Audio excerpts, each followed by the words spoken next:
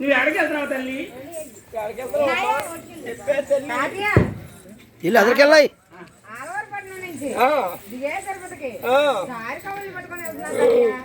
ఆలవరపట్నం నుంచి దిగే తిరుపతికి తారికాలు వెళ్దాం అమ్మా. ఏటమ్మా పేరమ్మదే చిన్నకోళ్ళం ఏటమ్మా, భోజనాలు మేనకోళ్ళం ఏటమ్మా, 7 గంటల వారు భార్య ఏటే తల్లి. అమ్మా నీ పేననాథుడు పేనపుత్రుడు మంచోడు కదమ్మా. అయ్యో తాతయ్యో, అయ్యో తాతయ్య ఇవన్నీ అడుగుతున్నావు. నువ్వెవరు తాతయ్య అన్నా? నువ్వెవరు తాతయ్య అంటే అమ్మా మంగదేవి, నేను ఎవరిని కాదమ్మా, నీ పేననాథుడు పేన పుత్రుడి దగ్గర వెంకటరామ దగ్గర రోజు ఏమన్నమ్మా. అయ్యో తాతయ్య, నా దేవుడి కాదు దేవుడు అయితే నాకు దేవుడివే తాతయ్య. ఏంటి నీ దేవుడి కాడైతే దేవుడిని అంటావు? అయ్యో మంగాదేవి, నువ్వు చూడగా నీ పేననాథుడు మంచోడు కదమ్మా, వెయ్యమయ్యడమ్మా. నువ్వు కావులండి కరెక్ట్ గా తెచ్చావా? ఏమన్నా తక్కువ తెచ్చావా తల్లి? నేను కావులన్నీ కరెక్ట్గా తెచ్చాను. ఏమన్నా తక్కువ వస్తే ఒకసారి చూడు తాతయ్య. నా దేవుడి కాదు దేవుడు రాజా తాతయ్య, కావులన్నీ చూడమన్నారు. చూడమంటే మంగళని వెనక పంపించాలని, ముందుకొస్తే ఆ బొమ్మ కాపాలు ఆపలాలని ఏదో మాయ చేసి వెనక పంపిద్దామని ఆ మంగళదేవిని ఇలా వెనక పంపిస్తున్నాను. పోయిందా మంగ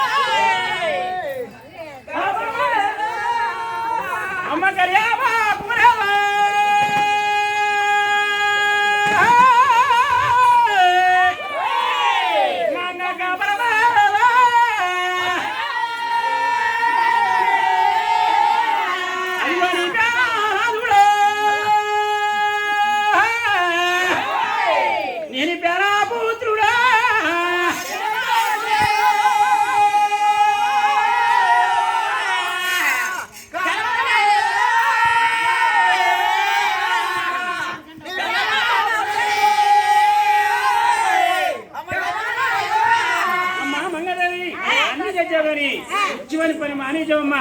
కానీ యాపాప లేదు, కాపురం లేదు. నీ పేననాథుడు వెయ్యమాయలోడు, నేను కావులని వెనక పంపుతాడా? అయ్యో తాతయ్యో, నేను ఇప్పుడే వెళ్ళి తెచ్చుకుంటాను. ఒకసారి చూడు తాతయ్య. అయ్యో తాతయ్య, అమ్మగోరమంతా కరియాపాకు తాతయ్య, ఇప్పుడే కరియాపాకు తెచ్చుకుంటా. కావుడు గారు కాపులు అనమన్నాడు. సరే ఉంటానమ్మా, వెళ్ళి రమ్మన్నాడు. వెళ్ళి రమ్మని వెంకటరాముడు వెళ్ళమంటే ఈ కరియాపాకు కావులని ఎల్లి దారిలోని పల్లెరు మనం పట్టుగాయించి మంచి ఎండలు గాయించాడు. ఆ కరియాపాక చెట్లన్నీ బెల్ల రొట్టెలు చేయించాడండి. బెల్ల రొట్టెలు చేస్తే అడవిలో మంగాదేవి ఆ అమ్మగారెట్ని మళ్ళీ మొక్కలు చేరా 2 ముక్కలు చింపుకొని వాళ్ళకి చూస్తే పాలకొలు లేవు, ఒడ్డు మన చూస్తే వజ్రం తిప్పి పాలు కట్టుకొని కుర్రమని సింగేసుకొని ఇలా బాధపడుతున్నా పోయమ్మా.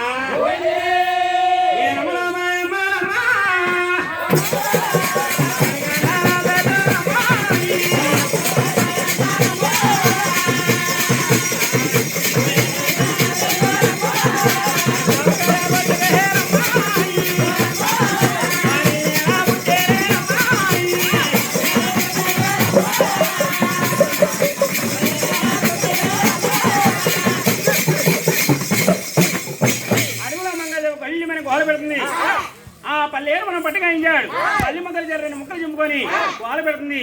ఆ కాసుపల్లి పడి జోడు పత్తి వెళ్తున్నాయండి. ఆ జోడి పత్తిలు చూసి మా బాబు పోయింది కొబ్బరి చెప్పమన్నారు.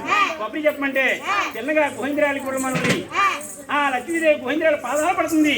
ఆ గోవిందరాలు గుళ్ళ మనులి అక్క చెల్లి ఇన్ని రోజులు పెట్టి కథ చెప్పుకున్నాం, చెప్పుకుందామని ఒక గోవిందరాలు మేనగోళ్ళంట అడవుల పాలు చేశారంట. అడవులు పాలు చేశారంట పళ్ళు మీద బాధపడుతుంది ఆ మంగదే గుళ్ళు ఇలా గుళ్ళు కుప్పరాలు పేలిపోతాయి ఆ మంగమ్మ ఉసిరి వీళ్ళకి తగులుతుందని ఇప్పుడైతే చెప్పింది వాళ్ళు లక్ష్మీదేవి వాళ్ళకి ఇచ్చి ఆ పెహనాథుల్ని తొందరగా లెగ్గొట్టి గోవిందరాయల వారిని ఇలా మంగమ్మ ఉన్న వద్దకు పంపుతున్నాను గోవిందా చిన్నగా మంగమ్మ ఉన్న వద్దకు వచ్చి ఏమి చేస్తానంటే నువ్వు అంత దూరం బావగారిని చూసింది బావా గోవిందరాజు నువ్వు చూడగా ఇతర కోళ్ళు మన రావద్దు బావా నా ఒట్టి మన చూస్తే వస్త్రం లేదు నీ ఒట్టి మన వస్త్రం తీసి నా ఒట్టి మన వేసినట్టయితే నేను మొల చుట్టు చుట్టుకొని నీ వెనకాల వస్తానన్నారు గోవిందా ఇప్పుడైతే గోవిందరాజు ఎర్ర తిరిగాడండి గోవిందరాజు ఒంటి మన వస్త్రం తీసి మంగళదేవి వేసాడు మంగళదేవి అలా మొదటి చుట్టుకొని ఇలా బయలుదేరుతుంది గోవిందా బాబా బాబా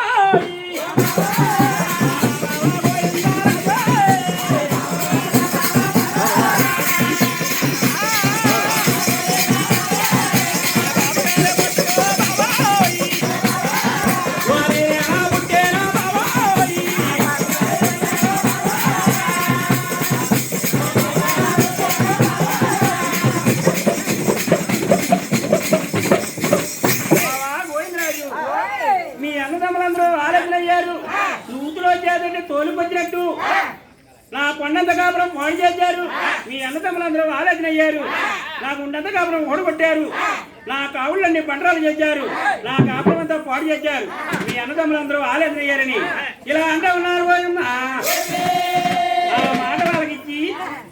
ఆ మాట వాళ్ళకి గోవిందరావు అన్నాడు ఎలాగా మంగమ్మ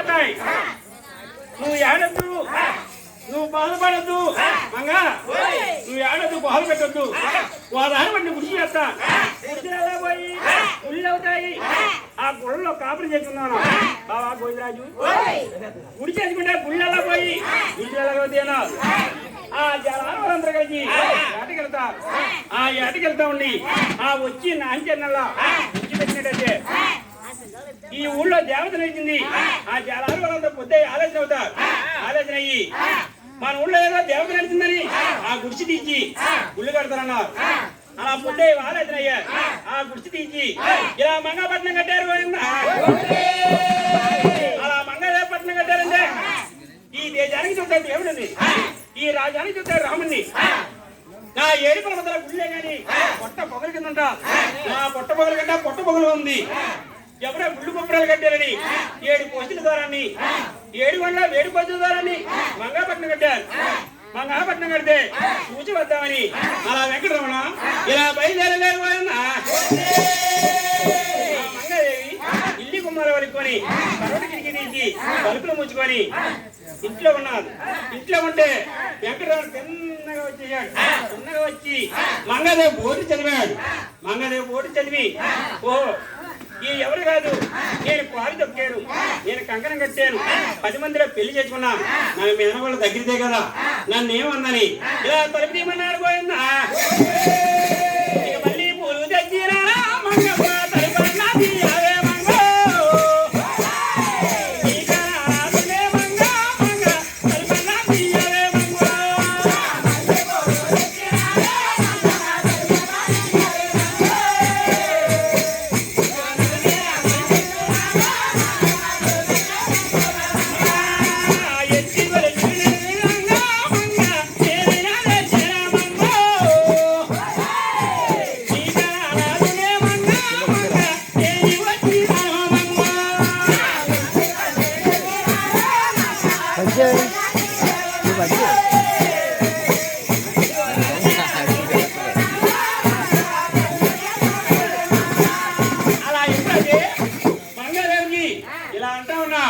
ఇలా అంటా ఉంటే ఎంత మాత్రం తలుపు తీయలేదు. నువ్వు నేను ఇడిపోయి శలాగలమైంది అదా. ఇప్పుడు కాకిలంటే ఓలాడతారు. నువ్వు నేను ఇడిపోయి చాలా కాలమైంది.